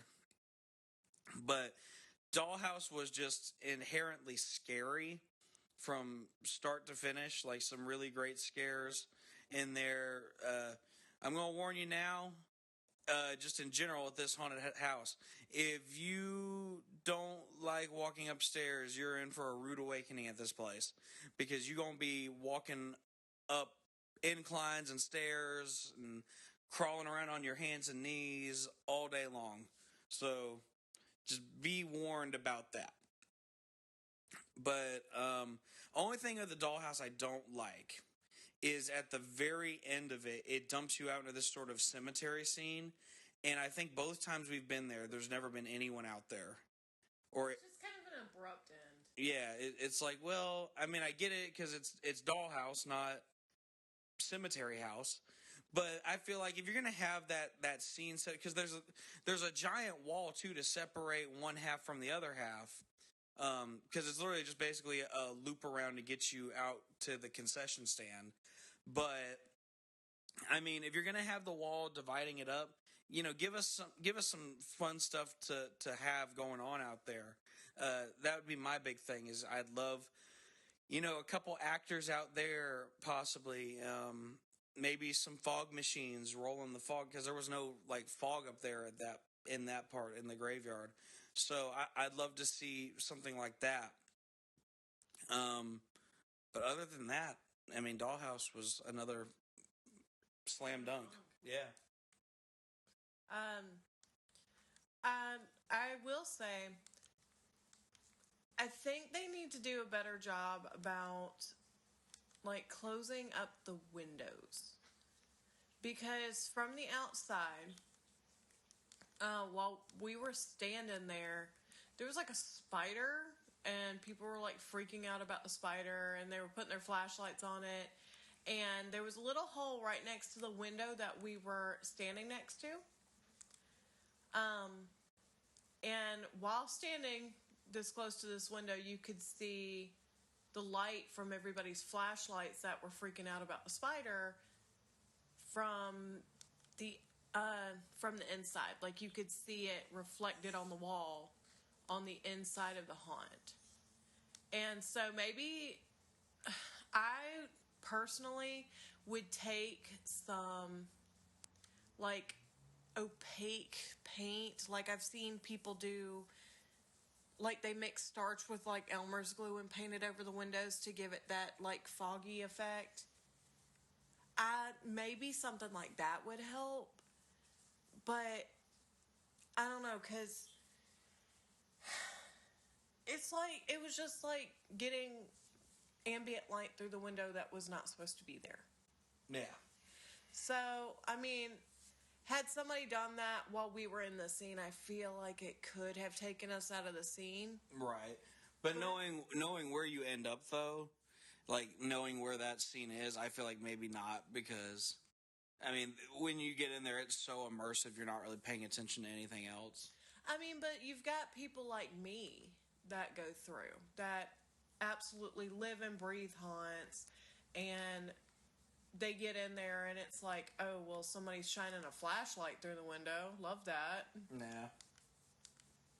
And I mean, that's not on the haunt itself, because people are going to be stupid. So then you come out of the dollhouse and you're dropped off at their concession stand, which is a lovely concession stand, like we said. It's very lovely, but it is a weird place to put it. It's an absolutely bonkers place to put it, because unless you're coming through the dollhouse last, you're gonna miss it. You're never gonna hit it. Yeah, like we wanted to get t-shirts, but knowing the rest of the haunt would be pretty extreme, we didn't, because I didn't want to have to carry my shirt through there. Right. Because they had some older merch from like St. Patrick's Day when they do that haunt, and they had a couple of shirts that they had like last year that I thought were really cool and I kind of wanted, but I couldn't really get them because I was like, well, I know how this haunted house works, so if I get them now, I'm gonna be like crawling through things and jumping over things and da-da-da. Like, it's gonna take a lot for me to hold this shirt and try not to lose it, and also go through this haunt. And she already had to carry boiled peanuts through there, so... Yeah, I put those in my pocket. Yeah. Peanuts in my pocket. Right. So, but there's some great offerings there at that concession stand. They had chocolate They had hot sausages. And I wanted some, but I got her peanuts instead. Oh, you didn't tell me that. We could have got sausages instead. Yeah, but then if we got a sausage, then we wouldn't have gotten anything to drink with it because we didn't have the extra cash for drinks too. So, yeah, and just a reminder, everything is cash only. Cash only. Okay, well, to be fair, that's not really their fault, and they do have an ATM out front. I know. I'm just saying, cash only. Just making you people aware of the cash only. You people, huh? You people. I'm making you aware of it being cash only. You need to know this. So bring your cash. I will say, I wish that they need to possibly invest in a stripe thing for the phones so they can start taking cards. That'd be a beautiful thing. I hate those things. I love those things. They only half work. They've worked every time I've used them, so I have no issue with them. But I'm sure there's a grand and glorious reason for why is not to use them. So in any case, great things at this concession stand. Get you a t-shirt that has the stuff on it. Get you some drinks. You can get you some water. Get you some hot chocolate. Which she was so nice. I was like, ooh, hot chocolate, and she was like, oh, I can make some. And I'm like, oh, no, I'm not gonna make you do that. She's like, oh no, I just gotta wait for the water to warm up. And I'm like, no, I'm not gonna make you do that. I'm like, I felt so bad, like even like that she was gonna do that for me. I'm like, no, it's fine. Seriously, like it's all good. But that's the kind of people they have out here. But that would be my only thing is I'd like to see that that concession stand, merch stand, move to a different place, either down by the ticket booth at the front, or even next to the clown house, because the clown house is kind of a central area for all three haunts. So you can kind of, no matter where you get dropped off, you can hit that concession stand right there if it were at the right there outside the clown house in some form or fashion. Which they had, like I said, they're doing fundraisers to make money for people who got affected by the hurricane. And so when we went out there, they had a little tent set up. And that's where I ended up getting the bag for my peanuts because I was like, I wonder if they have a Ziploc bag over there. And so we went over there and they were like, oh, we're doing a fundraiser and everything. And we didn't know that they were doing it. And it was kind of just like one of those things where you're like, oh my gosh, that's so nice. Yeah. So that was cool that they were like, yeah, we're doing that. And I was like, that's awesome. They're selling. Where they should move it. That would be a good place for it. And they could even set up or build something a little more permanent there too. Like, even if it's just like a little sort of, but at the end of the day, it is still residential. Yeah, but I mean, nobody's living there in that particular house. That's just an empty yard. So you could build like a little stand right there next to it. So that's what I would do. I'd have a little stand right there so you could purchase your stuff if you wanted to. Especially like I said, it's a perfect central location coming out of each haunt. Like, you're going to have to come back to that spot no matter what. So that would work really well, I think. Yeah, and kind of put it a little bit off the path. That way, you know, people in line aren't like disrupting the flow of the haunt. Yeah. So then you come to your third and final haunt, the clown house, which last year was a lot of fun for me. This year it did fall a little bit flat. Yeah. But the energy was just not what it needed to be. It could have been because the actors were a little bit tired. Because, like we said, we're pretty sure this was a record-breaking night for them. So that could have had something to do with it. On the other hand, we found out that a lot of the newer actors were in the clown house. So, you know, they were not as seasoned, shall we say, in the world of haunt acting. So that could have had something to do with it as well. But the energy level just like... It kind of fell flat from the rest of the haunt. Yeah. Going through there, it was just like you had this great hype from the dollhouse and the trail. And then you get into this portion and it was just like... it all got sucked up. And I was like, oh. So that was the only negative there. They do have a really fun thing in the clown house, which is the only place we've been told that you're allowed to film inside the haunt, and that is what they call the barrel room. And last year, Jeremy got put inside of a barrel and rolled around the room. Like, it was freaking intense and fun. Very uncomfortable getting inside that barrel, though. Like, Ansley tried to get in this year, but your girl got bad knees, as we keep saying.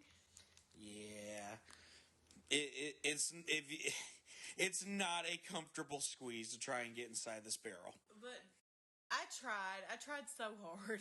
Yeah, she did, and she was so graceful too. Like, very graceful, very demure. Very demure.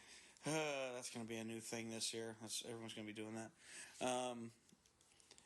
But that's a really fun part. I have one big thing that I have to bring up. So once you get past this part, you climb up the stairs and you get to crawl around on your hands and knees. Like, literally, you're basically crawling through attic crawl space for a moment. Well, as we're going through there, Ansley points out this one actor's mask to me. And she was like, oh my gosh, look at it. It's so cool. And I was like, I can't see it. I'm behind you. Well, he crawls up to me and I see it. And I'm like, oh, that is really cool. And I just start thinking out loud, really talking to Ansley more than I am talking to the actor. I'm like, what would be really cool is to take this mask, paint some glow-in-the-dark neon stuff on it, and then make this mask glow in the black light. Like, it could be really cool. And the guy there, it doesn't necessarily break character, but kind of I can't really, like, I'm not really sure because he didn't talk the whole time until this moment. And he's like, oh, that's a really good idea. I should do that. And I was like, no, dude, no. Why would you do that? Like, don't agree with me and, like, you come yell at me or something. Like, or come tell me later that you heard my idea and you think it's a good. Don't do it while I'm crawling through. And then he tells me, have a good night. Oh, I'm God. like, no. We love the polite bean. We appreciate that because people kind of suck sometimes. But dude, don't do that. Yeah. Please don't do that. Yeah, that was. You were a really good. You had really good scares. Like, we really liked you. And then you broke character. Yeah. So that was. Oh, I didn't even know about that. Yeah. That breaks my heart. Yep. And then for the rest of the clown house, it was fine. I mean, it was all right. The actor that was waiting for me, they separate you again, and they take someone from your group gets to do a little something. I won't say what, to not spoil the surprise. But they picked Ansley again, and I'm like, really? You fucking suck. Because they didn't pick me. Reenact it. How would you do it? They don't even know what I'm talking about, so this is irrelevant. So for the rest of the haunt, it was just kind of meh.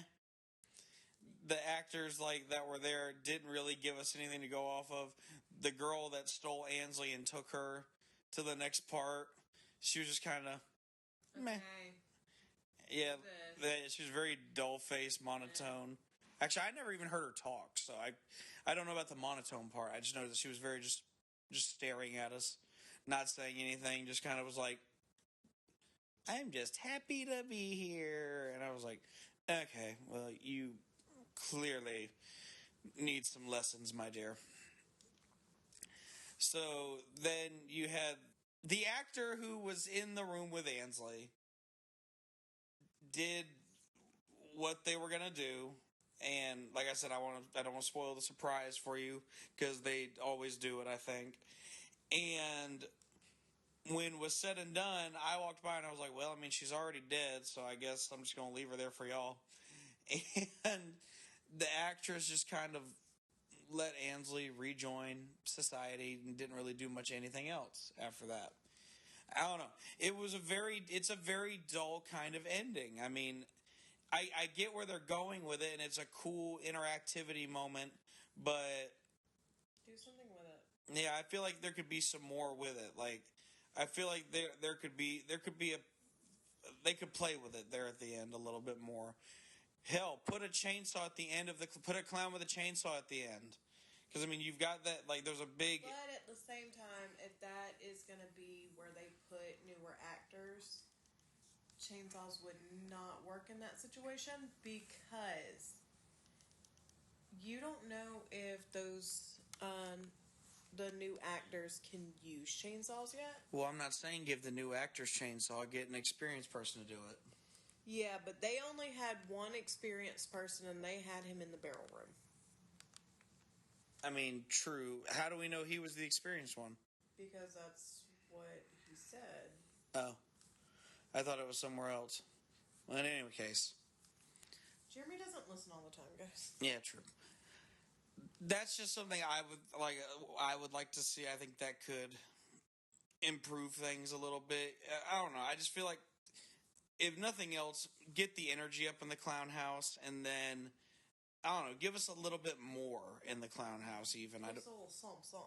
Yeah, because I feel like there's probably a little bit more that could be done, but I mean, maybe I'm wrong. Maybe the space just isn't there to do a whole lot more.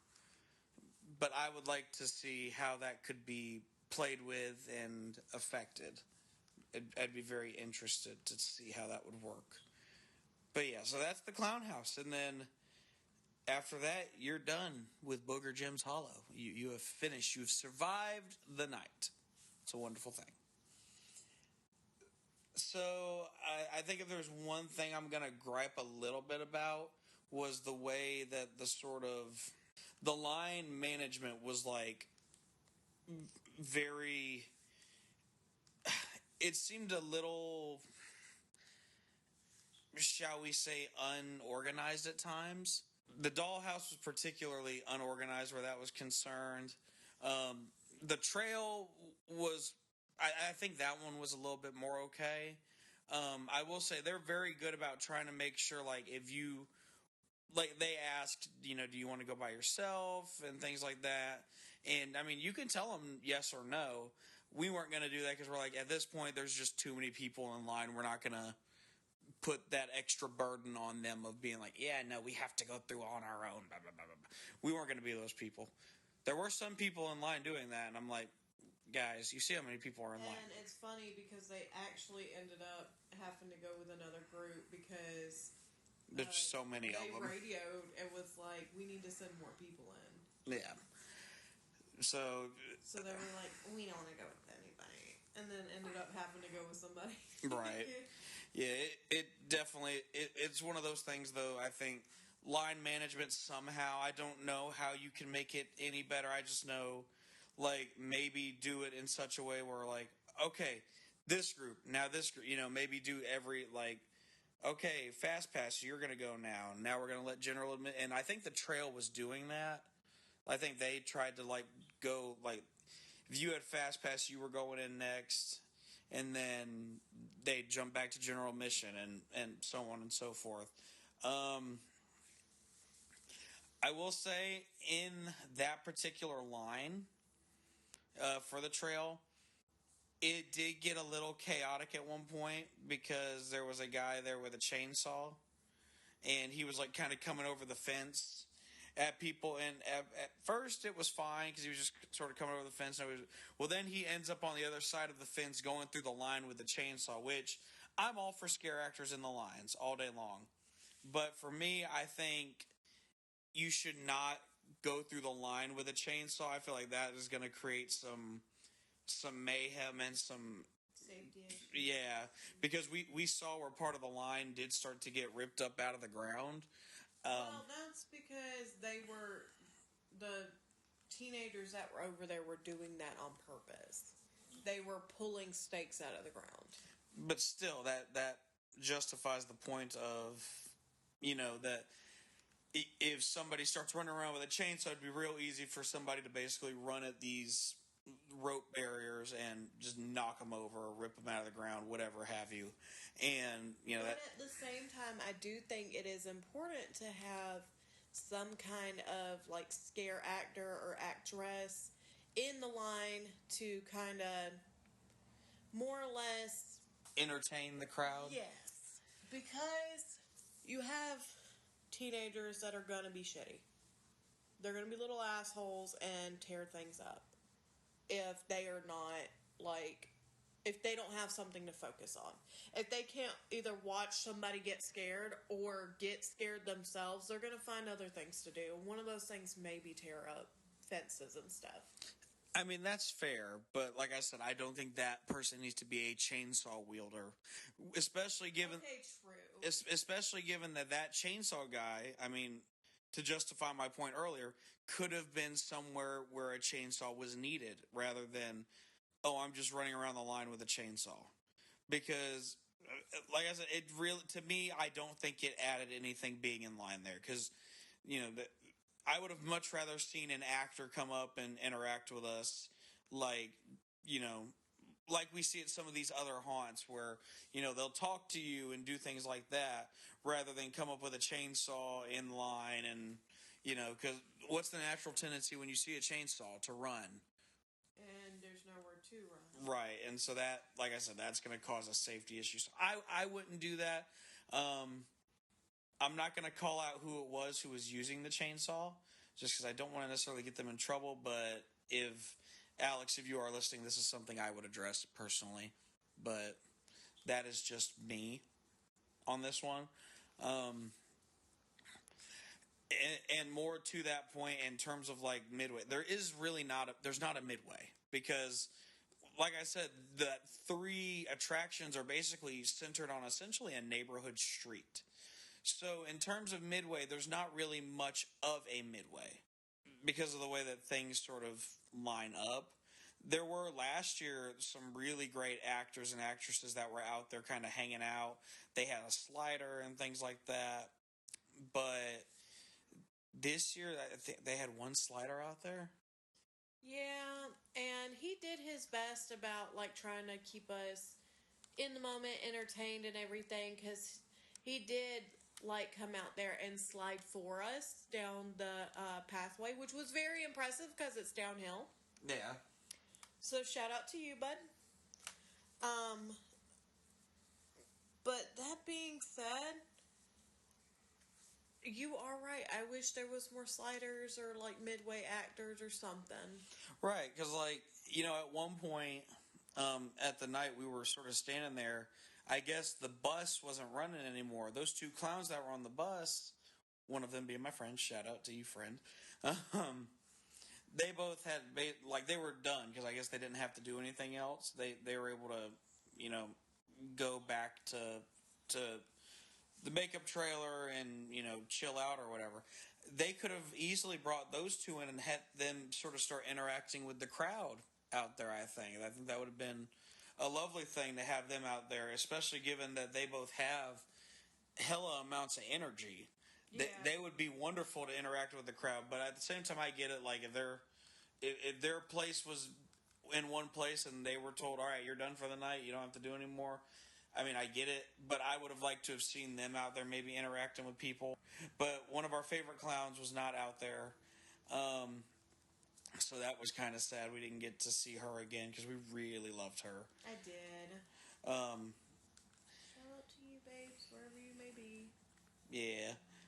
But so, yeah, I mean, that's one thing is I wish midway-wise there was some more to do and play with. I wish that in terms of the going back to the line management, like I said, the Haunted Trail one was fine. Even the Clown House, they were pretty good about, like, getting us through and all that. Like, they were pretty good about it. The Dollhouse, I don't know what took so long with that one. Because, like, all the... It was like as soon as we got in there, we were, like, running. Yeah, so I don't know why our experience was significantly shorter than others. But standing there, like, waiting, they were going slow as could be to get people in. And then not only that, the 2 lines basically kind of converged. So there was no, like, fast pass versus regular admission. As a matter of fact, apparently they were having some issue with people either breaking in line or something, because some lady that was not even working there, as we were walking past, had asked us if we were fast pass, and the way she did it made it seem like she was a little bit like pissed off in a way. So I'm wondering if, you get some rude ass little teenagers or like people that don't have any home training that are just trying to break in line. Yeah. Which, I mean, I would be mad too if somebody broke in line in front of me. Right. And one thing that doesn't help with that particular house, the thing I noticed was at the clown house and the trail, it was clear that it was adults running letting the people in, counting off the tickets, doing all that. Dollhouse, it seemed like it was two like teenagers doing it. Yeah. And I don't know, it seemed a little less organized in that respect. I mean, maybe I'm wrong. Maybe they just look like teenagers and they're actually way older, and we're absolutely wrong. But it definitely, it seemed like the actress inside the haunt had to come out and deal with the people out. Like, she was like working double duty to do that, which that didn't make sense to me either, because she was in the haunt with us when we were going through, rather than being out on the porch, punching tickets, and doing that sort of thing. And they had other people on the porch too that could have been doing that. So I'm like, why is this one girl who is probably a teenager at that, having to not only, check on tickets, figure out who's who and what's what, but also has to work inside the haunt. Like that, if you need to be designated to one place or the other, not so both. Shout out to you, girlie, because you was getting us in and out. That is sure. You made it work, but it should not be all on you. And that, from what we saw when we pulled up, it was all on her. So that was the negative there. Pulled up, rolled up, whatever. So yeah, Booger Jim's Hollow. So when you finish up with your clown house, you walk back down the hill, because usually by that point they've quit running the hayride, and the best thing you can do is walk, which really, it's not that far of a walk. And it's not that bad being downhill. Yeah. It's just the uphill. Right. But, I mean, I understand that because they're from the mountains. Yes, about to say, everything is built and situated on a mountain. So that's, so going back to the trail for a minute, that did make me remember one thing. One of the unique thing about this Coochie Hall, the way that they built, and it's something that you won't really see anywhere else, it's a Coochie hallway on an incline. Yes, he was very proud of that. You about to say, he was like, that's something that's never been done. I was like, that's actually a really cool a thing. That's a good point. You will not see that really. So I thought that was a neat little touch, and he, like I said, that you could tell that was a labor of love for him. He was very proud of it. So yeah, Booger Jim's Hollow, located in Blacksburg, South Carolina, particularly Cherokee Falls. So what are we going to rate this one? I am going to give it I'm going to give it a solid 4. And I'm going to have to agree with you. I'm going to give it a solid 4 as well.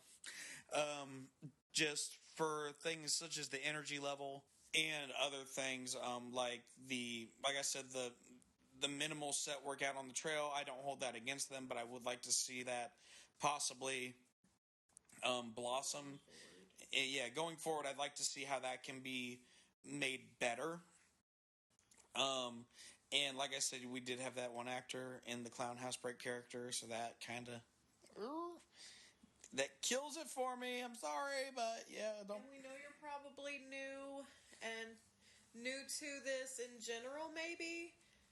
But don't break character. Don't break character. Don't do it. It's not good. It's not worth it. It's not, especially not when we come through, because we're mean. I am very mean about that, but we'll be nice to you. But luckily for you, I didn't hear it, so I'm not going to be mean to you. I will. You fucking. I'm just kidding. I'm just kidding. Oh my god, I'm kidding. He's not kidding, guys. No, I'm absolutely kidding. You don't suck. You don't suck. But just don't ever do that in my presence again. And next time, I won't be so nice about it. Just saying. Be nice. Fine, I'll be nice. I cannot promise what your boss will do, though. But say, if he gets on you, that's a different story. A lot of hunts we go to, if the owners find out that you break character, they're on you. Like Yeah. rice. Yeah, so, I mean, I cannot make any promises for what happens at the end of the day. No, I don't think no promises for your safety. I don't think they're going to kill them. I think they're probably going to survive, but maybe, possibly. In any case, that's what you need to do. Don't break character ever again, especially not in my presence. Because next time I'll tell the owner directly, and I'll report you and bring you straight to him. He will Karen you, and I'm not going to kill. Technically, if you listen to this episode, you already know exactly where the person is. So, I guess technically I've already tattled on you, and he's coming after you now. He sees you when you're sleeping. No, this isn't Santa Claus. Santa Claus likes this poor kid. Well, hopefully the kid is not really a kid. Well, let's hope so. Let's say his anxiety level is through the roof right now. He's like, what did I do? Okay, enough cutting up. We're getting off topic. We're getting crazy, getting delirious. So Ansley gave it a 4. I gave it a 4. So that brings it to a grand total of 4 screams. Booger Jim's Hollow is a 4 Screams Terror Talks rated haunted attraction. This is one that you need to go check out. We highly, highly encourage it. Obviously, we never tell you not to go to a place, even if it absolutely sucks. And we're never going to tell you, we're not going to tell you what you should and shouldn't. You're your own person, babe. But we're highly encouraging it for this one. Definitely. Go, give them your money, give them everything, give them the praises, share them on all of the social medias and Facebooks and... All the Facebook. Well, that's what they're on. They're on Facebook. They're not on Instagram. So go share their Facebook. Tell your friends, tell your family, tell your dog, tell your cat, tell your preacher, tell your nun. Tell everyone. Don't tell the preachers and the nuns. No, tell the preachers and the nuns. They need to know about this.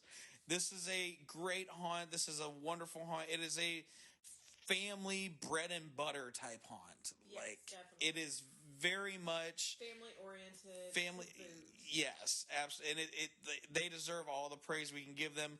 And we want y'all to go out in troves and just go to this place and check them out. Go there, give them the best possible season they can possibly get in terms of attendance. We want them to be able to say, nothing but praises when it comes to getting ready for next year. Help them meet their goals. It's a wonderful thing. Go check them out this spooky season. They are Booger Jim's Hollow, located in Blacksburg, South Carolina, Cherokee Falls. So, you had 2 haunts tonight. You got this awesome double feature. Yeah, y'all must be spoiled or something. Yeah, I know. We don't ever do this. Not true. We literally did an episode before with 4 of them. So, I mean, talk about really spoiled. They were spoiled a week ago. They're just getting really spoiled now. But yeah. Yeah, don't get used to it. Actually get used to it. We have a lot. Yeah, we've got to make up some lost time that we kind of... Lost to the hurricane, yeah. So, 2 haunts diverged in a yellow wood. Check them both out. Kreepy Hollow, located in Bishopville, South Carolina. And Booger Jim's Hollow. Hey, they're both hollows. Located in Blacksburg, South Carolina, the town of Cherokee Falls. Ooh. Check them both out this haunt season. You will be so glad that you did. Let them know that the Terror Talk sent you, and after you go there, hit us up and let us know what you liked, didn't like. If you agree with us, maybe you think we're absolute fucking morons. We invite you to disagree with us. We actually love it. Yeah, because then we'll bring you on the show, and then we'll be like, why do you disagree with us? Well, we will have a debate. It'll be great. No, I'm just kidding. We won't do that. Ansley told me I'm not allowed to anymore. So. After the last time I've had to hide the body. What? They didn't know about that. Anyways, that is going to do it for this episode of the Terror Talks. We hope that you guys enjoyed it. Stick around for all the fun stuff coming up. Lots of fun episodes. great things happen in this haunt season as we continue to push towards our goal of 31 haunts. And it looks like we gonna do it. We're over halfway there as of recording this right now. So we are getting there. It's happening. Cross your fingers. We've got some more to hit this year. It's going to be a lot of fun. So that is going to do it for this episode of the Terror Talks. So until next time, be safe out there. Be excellent to each other. Don't text and drive. And we'll see you in the fog. Hey, you guys survived to the end of the show. Congratulations, you're all final girl material. But don't worry, you'll have plenty more opportunities to fall victim to our horrifying creations throughout the season. Afraid to miss out on more content? Be afraid. Be very afraid. Don't worry, we've got you covered. All you have to do is like, comment, and subscribe to our YouTube channel so you never miss an episode. You can also subscribe to our Libsyn, Spotify, iHeartRadio, Apple Podcasts, and anywhere else podcasts can be found. Groovy. Want to keep up with us regularly? Follow us on Facebook, Instagram, X, and TikTok for all of our social media fun. Don't fall asleep. Go check out our website for our written reviews at theterrortalks.wixsite.com. What are you going to do with those pies, boys? Want to help us keep the lights from flickering? You can give us a one-time donation of $3 to support the show by visiting glow.fm/theterrortalks. Simply go to that link, and your one-time donation will go back into keeping the show running from Michael, Freddie, and Jason for another day. You can also subscribe to our Patreon by going to www.patreon.com/theterrortalks. Once there, you can subscribe to one of our 2 tiers, our lowest tier of $1 a month and our highest tier of $5 a month. That's less than 1 cup of coffee, and it all goes right back into our show. Anything else we're forgetting? I tell you, Michael Myers is here in this Oh yeah, town. please give us a 5-star written review on Apple Podcasts and let us know that you saw the show. And if there's something you liked or even didn't like, you can also contact us directly at theterrortalks@gmail.com. Well, that does it for this spooky showing. Be safe out there and beware of ghouls, goblins, and monsters. But until next time, happy haunting.